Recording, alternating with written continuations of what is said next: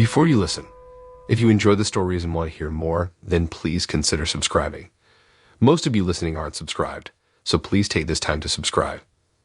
Turn on notifications so you'll never miss a story and be the first to hear. You'll also be supporting me. Thank you.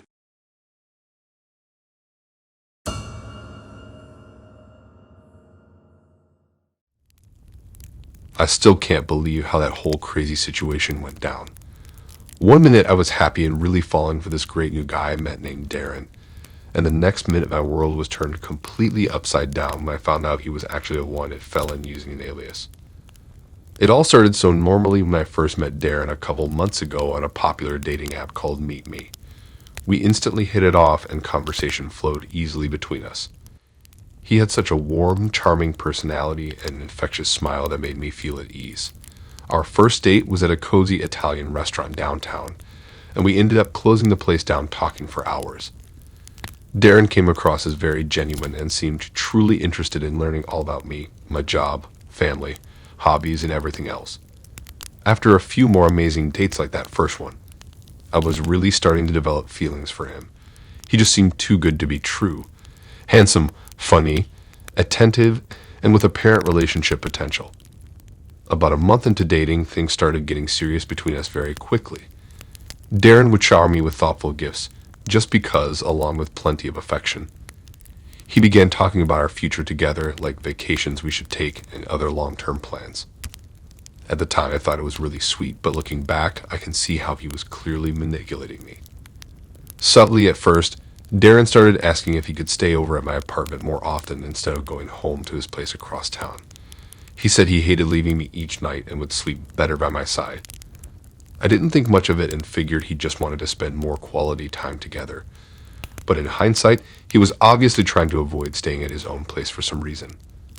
It wasn't until one fateful night that I accidentally stumbled across Darren's wallet on my bathroom counter that everything changed in an instant. He was in the shower and I happened to notice his wallet sitting there. In that moment, my curiosity unfortunately got the best of me. I knew I shouldn't, but I couldn't resist taking a quick peek inside to see if I could find out anything else about this man I was falling for.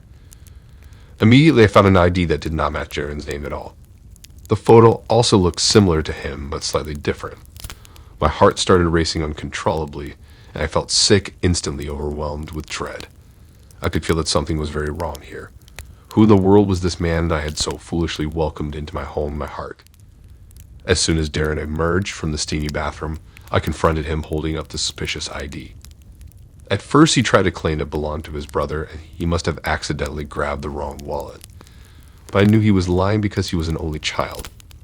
Then he switched tactics, insisting someone must have sinisterly planted the fake ID to set him up and get him in trouble. Eventually, Darren broke down under the weight of his own lies and confessed everything. He admitted his real name was actually James, and that he was wanted for embezzlement, money laundering, and identity theft crimes in multiple states. He had assumed someone else's identity to avoid prosecution and detection by the police. I felt like I was going to vomit as he revealed the massive extent of his lies and manipulation. I was utterly shocked, furious, and betrayed that Darren, or James, could so convincingly lie to me this entire time. He desperately pleaded with me not to go to the police yet, swearing he would permanently leave town that very night if I just gave him a bit more time. But I could not keep aiding and abetting this criminal who I now realize I didn't even know at all. Despite his tearful protests, I demanded he pack his belongings immediately and get out of my home and my life at once. I told him if he ever cared about me, even a little bit, he would disappear and never contact me again. Of course, he begged for me not to notify authorities until he had time to flee the area. But at that point, I could make zero promises about anything regarding him or his future. After James left my apartment for the last time, I agonized over what to do next. Although I cared about the man I thought was Darren, I knew I could not remain attached to or involved with an actual convicted felon evading the law. I tossed and turned all night wrestling with my decision. But ultimately, I realized I had to contact the police and tell them where to find him. I could potentially be in serious legal trouble myself if I continued harboring and protecting this fugitive from justice. So the next day, I made the difficult call to local authorities and told them the entire story. How we met on a dating app, his fake identity in staying with me, and his mention of where he may be heading after leaving my place for good. It was one of the hardest things I'd ever had to do, but I knew it was unquestionably the right thing. The police informed me I did exactly the right thing by coming forward with this information, and that I likely would not face any charges myself. In the weeks after Jane's arrest, I was filled with so many swirling what-ifs and emotions about this entire traumatic experience. I felt haunted and used after letting this deceitful man I cared for into my life so intimately. But the police and my friends assured me many reasonable people have also been tricked and manipulated like this by masterful con artists and criminals. It still hurts deeply to think about the fake Darren I thought I knew and how he took advantage of my feelings. I so foolishly put my complete trust in him only to have that trust shattered so abruptly. Moving forward, this relationship has taught me invaluable lessons I won't forget. I take things much slower when dating now and watch for any subtle red flags or anything that seems off. I also learned to listen to my instincts more if something feels wrong or too good to be true. While painful, I'm so thankful I uncovered the truth about Darren before our relationship progressed any further. I never would have imagined experiencing something so bizarre and deceitful, but it's certainly a dating tale I'll certainly never ever forget.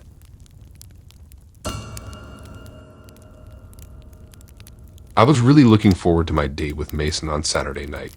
We had chatted for almost 2 weeks and really seemed to click. He was easy to talk to and made me laugh with his witty sense of humor. Mason also shared my passion for hiking in the outdoors, which was important to me. The day our date finally arrived. In the afternoon, I spent more time than usual getting ready. I wanted to look nice but still feel comfortable.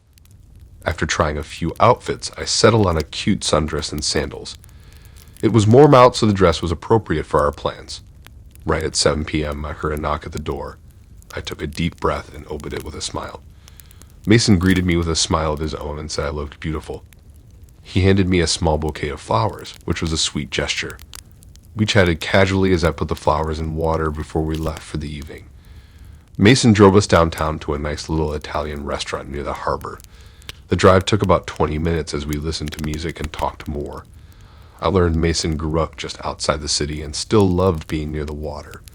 We were seated quickly when we arrived and looked over the menu by candlelight. I opted for chicken parmesan and a glass of white wine. Mason ordered lasagna and a beer. Our food and drinks came within 15 minutes of ordering, which I appreciated. Everything tasted amazing. We continued getting to know each other more over dinner by sharing different experiences from college and past jobs. Once we finished eating, Mason insisted on paying the bill despite my offers to split it. I thanked him for the thoughtful gesture. It was getting darker out as we walked along the harbor toward the park. Mason took my hand in his as we strolled, which gave me happy butterflies. We found a quiet bench overlooking the water. We sat close together, enjoying the scenic views and each other's company in a comfortable silence for several minutes. Then Mason brought up hiking some local trails, and we bonded more over trail recommendations. The park lights started turning on as the sky darkened fully. I snuggled into Mason's side, feeling totally at ease. Mason checked his watch and suggested heading downtown to check out the music scene. He parked a few blocks away, and we began walking hand in hand down the lively street. Shop windows, restaurants, and bars were busy all around us. The sounds of live bands could be heard spilling out between the buildings. That's when I noticed a police car with its lights on up ahead. An officer was walking a sniffer dog slowly along the sidewalk toward us. All of a sudden, Mason patted my back and whispered in my ear, "Hold this for a sec." Before I could respond, he slipped something small and plastic into the side pocket of my bag. My heart sank as I realized what was happening. I whipped around to face Mason with wide eyes, but it was too late. A dog was passing by us, barely within arm's reach. My stomach dropped at the thought of what could have just happened. Why would Mason risk putting me in that situation? I stared at him in disbelief, but he just smiled, oblivious to my internal panic. Anger started bubbling up inside me fast. I demanded to know what he had just done with zero explanation or regard for my consent. Mason tried brushing it off like it was nothing serious, but his nervous expression said otherwise. My trust in him shattered in an instant. All the fun from the evening vanished in a flash. I yelled at Mason to get whatever was in my bag out now before it caused major problems. He hesitated before pulling a small baggie of something from my pocket. I angrily snatched it from his hand and tossed it directly into the nearest trash can with force. Mason started apologizing, but the damage was done. My voice raised as I told him this date was over immediately and to take me home right that second. The tense car ride felt like forever. As soon as we arrived at my house, I jumped out and slammed the car door without a word of goodbye. I stormed inside, my head swimming with emotions. In the following days, I seriously reflected on what happened. How could a seemingly perfect date have taken such a disturbing turn in an instant? I thought Mason listened to me and respected my boundaries, but clearly that wasn't true. The risk he put me in without permission was unacceptable. I couldn't believe someone I barely knew jeopardized my safety so carelessly. This experience was definitely a wake-up call. Going forward, I'm choosing to be more cautious before fully trusting anyone, no matter how good they may seem initially. People aren't always who they appear to be. My gut told me to set firm limits with Mason from the start, and that instinct protected me from any potential trouble down the line. Sometimes even great first impressions can't reveal a person's true character or lack thereof. This was an important life lesson for me.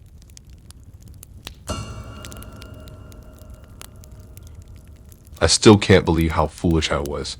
When Brad first messaged me on that dating app, I thought he seemed too good to be true. And I guess I should have listened to that inner voice telling me something was off. Brad's profile was perfection. Fancy suit, slicked back hair, big smile showcasing gleaming white teeth. His photos showed him sipping cocktails on yachts, golfing at country clubs, and posing in front of a different luxury sports car at each one. His profile said he was an investment banker, 6'5", worked out every day, and lived in a penthouse apartment downtown. Basically, he looked like he had everything I could ever want in a man. When this gorgeous, wealthy gentleman messaged me, I was shocked. I'm just an average girl who works an office job and lives in a small apartment with my cat. Brad told me how beautiful I looked and seemed so interested in getting to know the real me. I couldn't believe a guy like him would be interested in plain old average me. We started texting and Brad showered me with compliments. He said I was the most gorgeous, funny, charming woman he'd ever met. He asked me question after question about my hopes, dreams, and interests. I started envisioning our perfect life together, lazy Sunday brunches, romantic trips to Europe, and eventually a big house and happy family. It seemed Brad was everything I had been looking for. When Brad suggested meeting up for dinner, I was thrilled but also incredibly nervous. What if he didn't like me as much in person? But he insisted I was just as beautiful as my photos and had an inner spark he couldn't wait to see. We made plans to meet at Jean George's, one of the fanciest restaurants downtown. I went out and bought a new black dress and got my hair professionally done. Sleek and straight, just how Brad said he liked it. This felt like my big chance at real love. The day of the date, I must have changed my outfit 5 times and checked my hair and makeup 100 times more. I arrived at the restaurant and told the hostess I was meeting someone. She led me to a secluded table set for 2. I sat down and waited anxiously, checking my phone every 30 seconds. I half expected Brad to already be there waiting with a dozen roses as he kissed my hand romantically. But the table stayed empty. After 15 minutes, I texted Brad to see if he was on his way. No response. After 30 minutes, I called his cell. Straight to voicemail. The waiter came by asking if I wanted to order food or just a drink while I waited.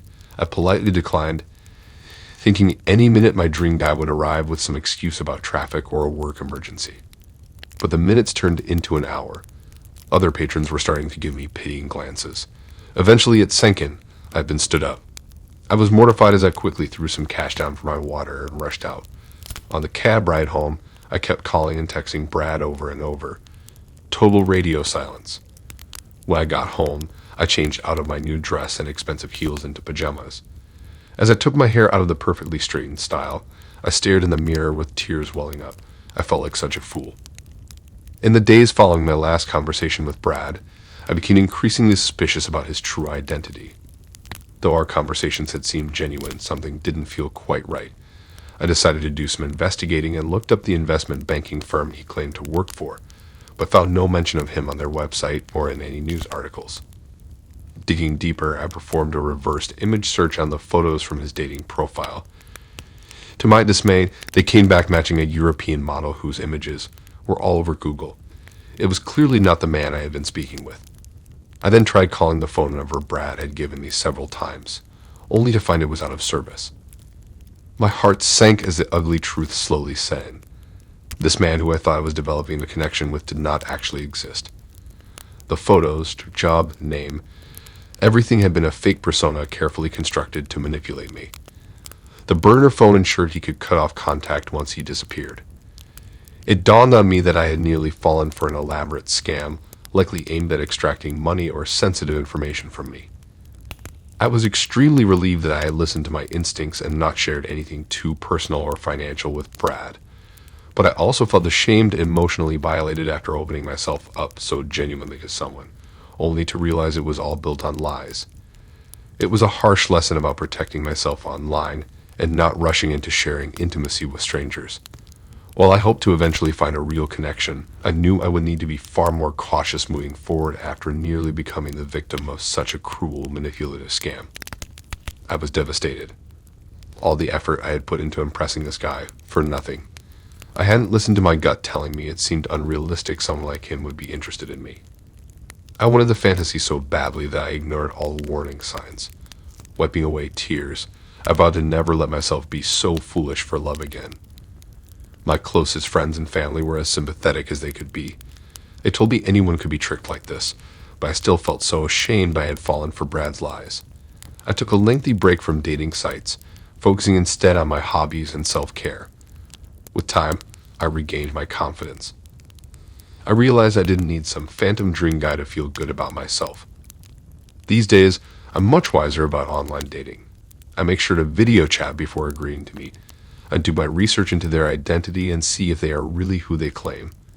Most importantly, I listen to red flags and my gut instinct. If someone seems too good to be true online, they probably are. Although being catfished was embarrassing and challenging, it taught me important lessons. I'm a bit less stupid now in romance and trust my own worth. My real Prince Charming is out there somewhere. But next time, I'll make absolutely sure he's who he says he is before I hand over my heart. This average girl learned her lesson about fairy tales coming true.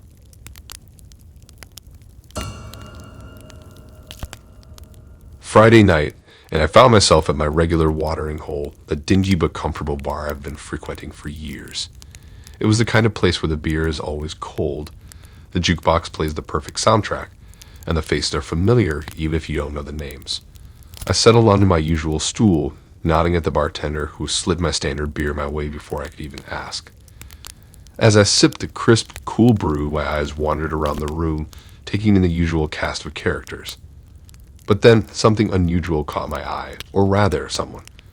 Across the bar stood an absolutely stunning woman, with long, dark hair cascading over her shoulders and a smile that could light up the darkest corner. She was clearly out of place among the regulars, dressed to the nines in a figure-hugging dress that drew appreciative glances from everyone in her vicinity. To my shock, her gaze met mine and her smile widened, transforming from merely dazzling to absolutely captivating. I felt my heart skip a beat as she maintained eye contact, her head tilting slightly in a silent invitation. Emboldened by her apparent interest and a healthy gulp of liquid courage, I found myself weeding through the crowd towards her, my mind racing to come up with a swift opening line. As I reached her, the words tumbled out, some combination of, "Hi, I'm Mike, and can I buy you a drink?" To my relief, she laughed, a melodic sound that eased my nerves instantly. She introduced herself as Lila, a newcomer to the city looking for a fun night out. The conversation flowed as easily as the drinks, moving from flirtatious banter to deeper discussions with an ease I'd rarely experienced. Last call came too soon, but Lila had a mischievous glint in her eye as she suggested we continue the party at her place. I practically tripped over myself to pay the tab, excited and more than a little nervous at the prospect of being alone with this enchanting woman. Hand in hand, we left the bar, the cool night air a refreshing contrast to the stuffy interior. But instead of hailing a cab as I expected, Lila tugged me down a series of increasingly dark and narrow streets, assuring me with a conspiratorial wink that she knew of an exclusive after-hours club. My instincts tingled with unease as we navigated the unfamiliar, sketchy neighborhood, but I pushed the feeling aside, too caught up in the thrill of the adventure and the warmth of Lila's hand in mine. Our journey ended at a massive, dilapidated warehouse, its windows boarded up and walls covered in graffiti. No sign of life, let alone a club. Confusion and a hint of fear crept up my spine as Lela punched a code into a rusted door and pulled me inside. The interior was cavernous and dark, the air heavy with the scent of dust and neglect. As my eyes adjusted, I made out two figures emerging from the shadows, men built like tanks with hardened faces and cold, assessing eyes. My heart leaped into my throat as I realized the danger I was in. I turned to Lela, desperately seeking reassurance, but found only a cruel smirk on her once angelic face. The reality of the situation crashed over me like a wave. I'd been lured here, a lamb to the slaughter, by a wolf in sheep's clothing. The men advanced, one brandishing a wicked-looking knife, demanding my wallet, my watch, anything of value. Adrenaline surged through my veins, my mind racing as I calculated my odds of overpowering them and coming up distinctly short. In a burst of desperate energy, I made a break for it, aiming for a small side door I'd spotted in my initial scan. I crashed through it, sending boxes and debris flying my wake to slow my pursuers. I found myself in a narrow, trash-strewn alley and ran like my life depended on it, which I realized with a sickening clarity it very well might. Heart pounding, lungs burning, I navigated the labyrinthine alleys by some miracle of luck or divine intervention, until the shouts and pounding footsteps faded into the distance. Shaking, I fumbled for my phone and dialed the 3 numbers for the cops, my voice barely coherent as I gasped out my location and the events of the night. The police arrived in a blur of flashing lights and barked orders, taking my statement and scouring the area, but the assailants were long gone, vanished into the night as suddenly as they'd appeared. Shell-shocked, I found myself back in my apartment, staring blankly at the walls as I tried to process the enormity of what had happened. How close I'd come to losing everything, my possessions, my safety, maybe even my life, all because I'd let myself be blinded by a pretty face and the promise of excitement. It was a harsh lesson, one that left scars both physical and mental. But as I slowly pieced myself back together, I found a new resolve growing within me. A determination to be smarter, warier, to trust my gut and question more. I wouldn't let this experience make me hard, closed off from the world and its infinite possibilities. But I would move forward with open eyes, appreciating beauty and connection where I found it, but always on guard for the daggers hidden behind the most disarming smiles. In the end, I emerged from that night changed, but unbroken. A survivor with one hell of a story to tell, and a newfound appreciation for the fragility and preciousness of every moment. Because in a world where danger can wear the most alluring disguise, every breath is a gift, and every day a chance to start anew, wiser, and stronger than before.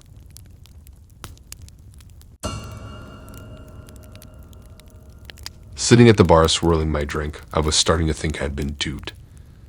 I glanced at the time on my phone for the 10th time and let out an exasperated sigh. She was now 45 minutes late.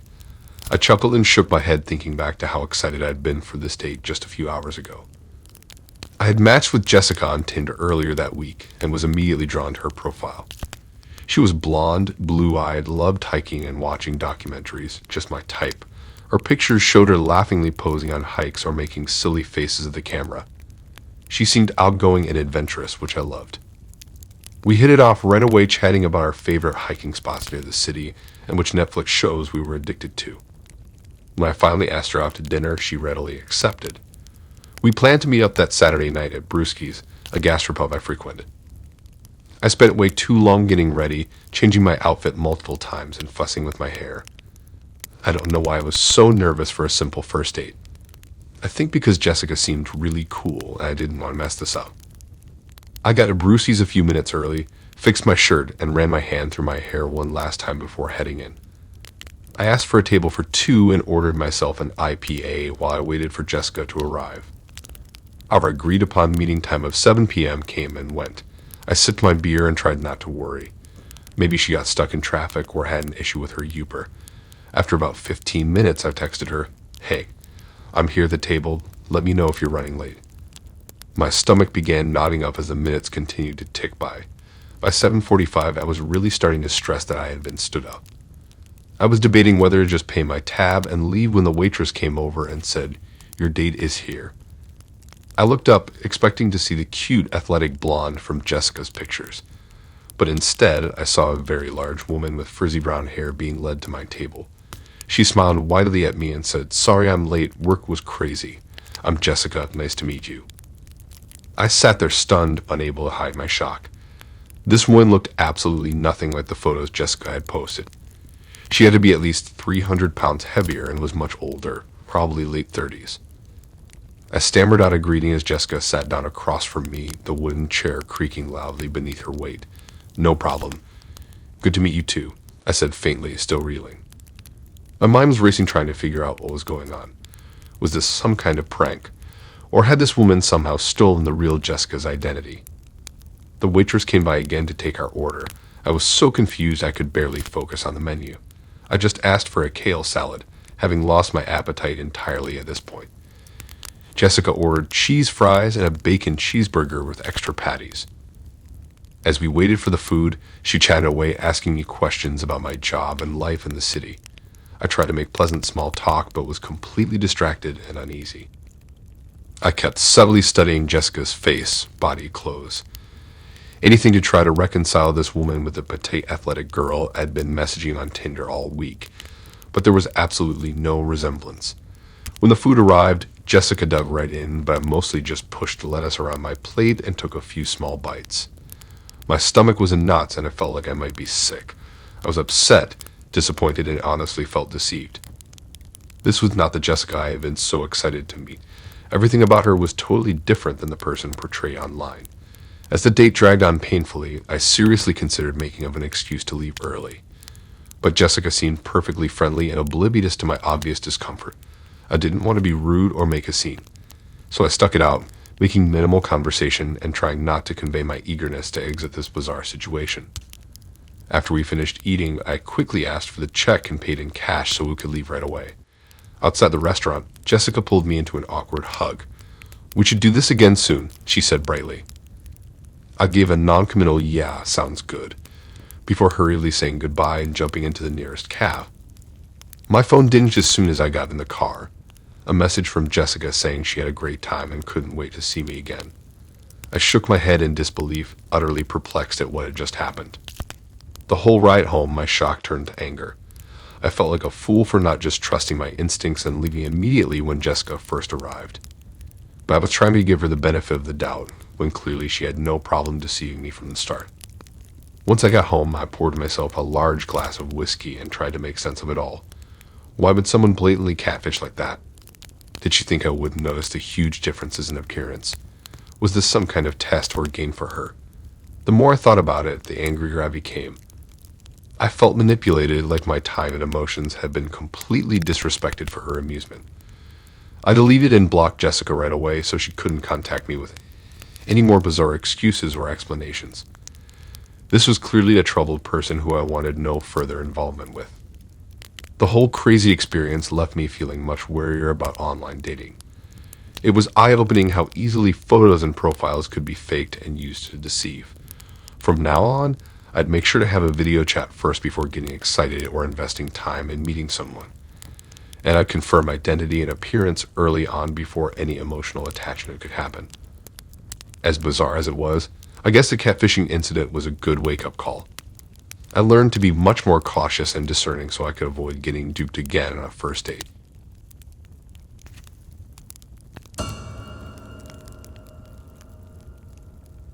Let me tell you about this crazy dating experience I had last year.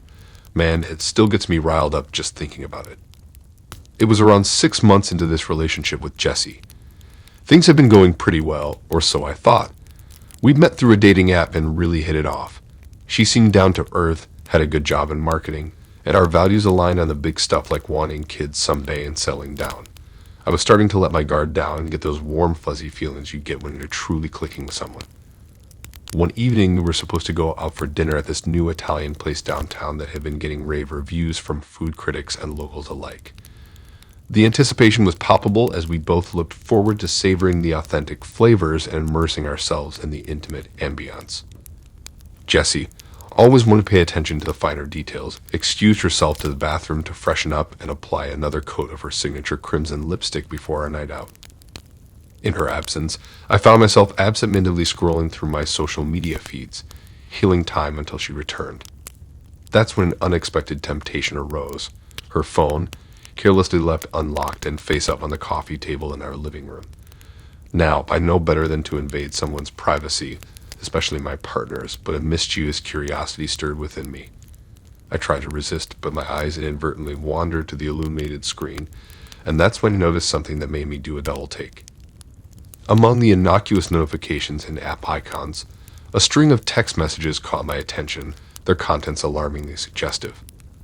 My heart raced as I tried to make sense of the cryptic words, my mind rapidly piecing together the puzzle pieces, each one more concerning than the last. The temptation to delve deeper into the conversation was overwhelming, but part of me knew that crossing that line would be a betrayal of trust, a breach of the sacred bond we had built over the years. There were messages from at least 3 different guys, using flirty pet names like Baby and Sweetheart. My heart started pounding as I tried to make sense of it. Then I saw one text that made my stomach drop through the floor. "So when are you gonna ask your boyfriend for that loan we talked about?" Just like that, my vision started spinning and getting blurry. All the pieces fell into place in an instant. The little white lies about working late at the office, the cash that kept going missing from her purse, the sketchy number that kept calling when we were together. This girl had been playing me for a complete fool from the very beginning. I felt like such an idiot for not catching on sooner to the signs that were staring me right in the face. But I decided to play it cool when Jesse came back to the living room, acting like everything was normal, as much as I wanted to unleash the fury. And rage burning inside me at that moment, I knew I needed to keep my composure and get to the bottom of what kind of twisted game she was running. Over dinner at the Italian place, I tried my best to extract more info through casual conversation, asking about her friends and exes in a concerned boyfriend kind of way. Jesse was a pretty smooth operator, though, deflecting everything with a slight smile and twisting the topics in another direction. Meanwhile, I could feel sweat started to bead on my forehead as my heart pounded harder. The rage was bubbling up inside me, but I didn't want to make an ugly scene out in public. After we paid the check, I suggested grabbing dessert and nightcap back at my place to celebrate our 6-month anniversary, throwing in a wink for extra effect. Jesse seemed absolutely giddy at the idea, clearly anticipating an evening of romance, fun, and maybe even taking our physical relationship to the next level. But as soon as we walked through the door of my apartment, I wasted no time letting her have it with both barrels. I laid out all the incriminating evidence right on the table, screenshots of the shady texts, records of the random calls, and notes on the money issues that never seemed to add up. Demanded the whole truth about what kind of manipulative game she was running here. At first, Jesse played innocent in that fake high-pitched voice, acting dumbfounded. But I'd had enough of the lies and twisted my vocal tone into a low, stern rasp, letting her know in no uncertain terms that I wouldn't back down until she came clean about every last detail. That's when the waterworks started. Jessie's facade completely crumbled, and she broke down into deep, gulping sobs like a child who just had their birthday cake taken away. Finally, she admitted to using dating apps and social media to actively pursue and hustle guys for cash, gifts, loans, you name it. Claimed she was in major debt from student loans and some other bad personal decisions she made. Swore up and down that she never meant for things to go this far, and that she really did care about me in her own messed up way, but said she had trouble being fully committed to me or anyone because of the dark situation she was in. Look, part of me wanted to believe her sad story and make the relationship work. We had been through some really good times after all, but a bigger part of me knew she had betrayed my trust in the worst.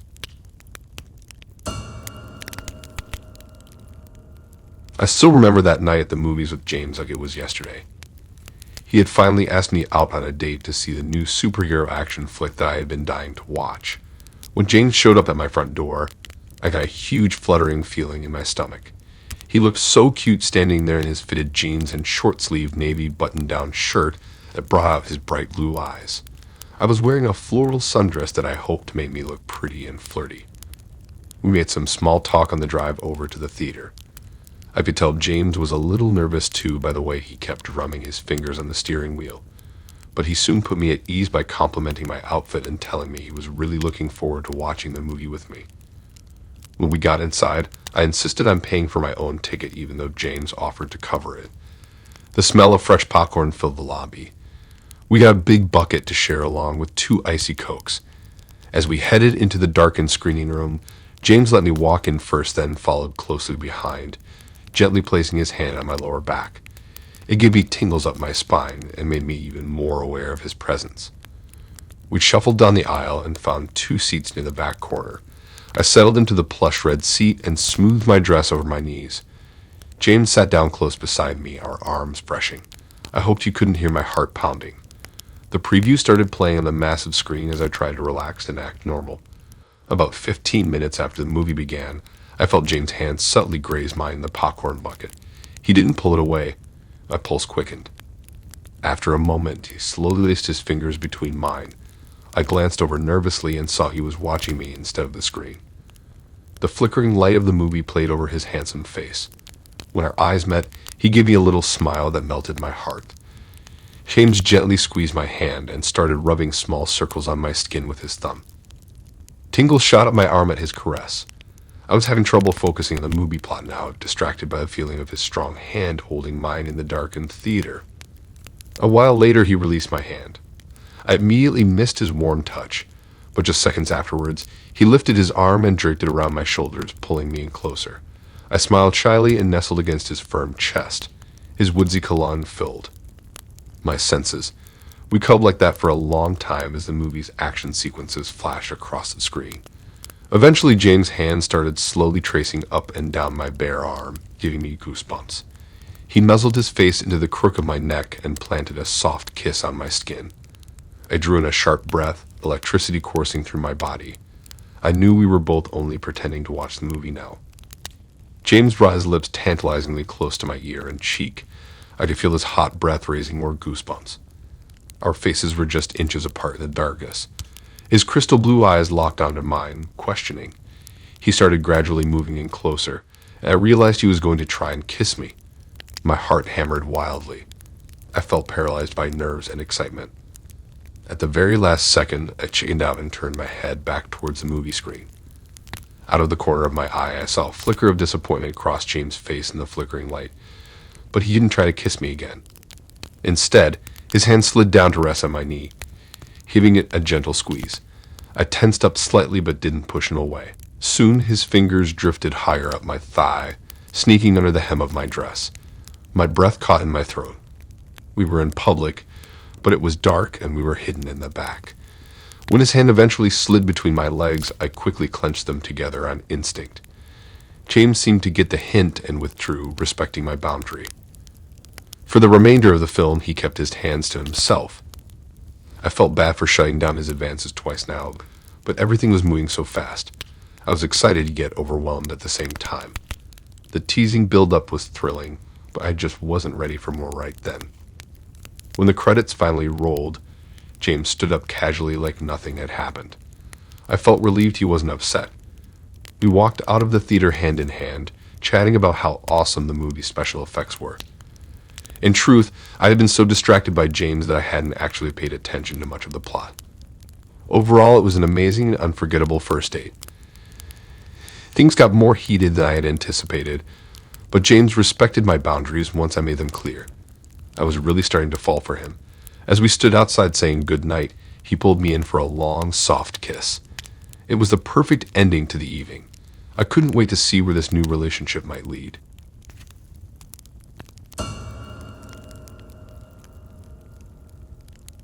It was a typical night in, and I found myself mindlessly swiping through dating app profiles, hoping to find someone who would pique my interest. That's when Harper's profile caught my eye. She was stunning, with long blonde hair cascading over her shoulders and piercing blue eyes that seemed to stare right into my soul. Her bio mentioned that she was a yoga instructor who loved hiking, trying new restaurants, and embarking on spontaneous adventures. Seemed like a perfect match for an adventurous guy like me. We exchanged a few messages, and the conversation flowed effortlessly. Harper had a great sense of humor and didn't take herself too seriously. She playfully teased me about my corny jokes and made me feel at ease with her infectious laughter. After a couple of days of banter, I mustered up the courage to ask her out for drinks at a trendy bar in the city. The evening arrived, and I found myself sitting at the bar, nervously fidgeting with my phone and adjusting my collar every few minutes. What if she didn't show up? What if she stood me up? Just as I was about to give up hope, a gorgeous woman walked through the door, her blonde hair bouncing with each confident stride. It was Harper, and she was even more breathtaking in person. Her radiant smile and effortless beauty left me momentarily speechless.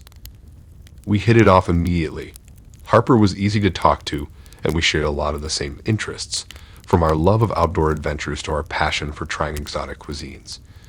She had a magnetic personality and a contagious laugh that made me feel at ease, despite my initial nervousness. As the night progressed and the drinks flowed, I found myself becoming more and more smitten with her. Over the next few weeks, we went on several more dates. Harper took me to her favorite hiking trails, where we explored the great outdoors together, occasionally stopping to admire the breathtaking views or snap a few silly selfies. She introduced me to the best vegan restaurants in town, and I even tried a yoga class with her. Let's just say I'm not the most flexible guy, and the experience left us both in fits of laughter. Things seemed to be going perfectly until one fateful evening when we were curled up on her couch, watching a classic rom-com.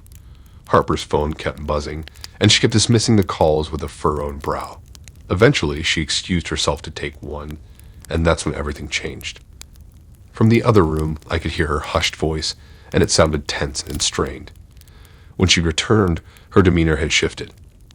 The carefree, bubbly Harper I had grown fond of was gone, replaced by a distant and distracted version of herself. That's when she dropped the bombshell, a revelation that shattered the rose-tinted lenses through which I had been viewing our relationship. With a trembling voice and eyes averted, Harper confessed that she was married. It was a truth that pierced my heart like a white-hot dagger, rendering me breathless and numb. She had been separated from her husband for a few months, she explained, but the ink on their divorce papers had yet to dry. They were still bound by the intricate legal tethers of matrimony, caught in a labyrinth of paperwork and emotional turmoil as they navigated the complicated process of untangling.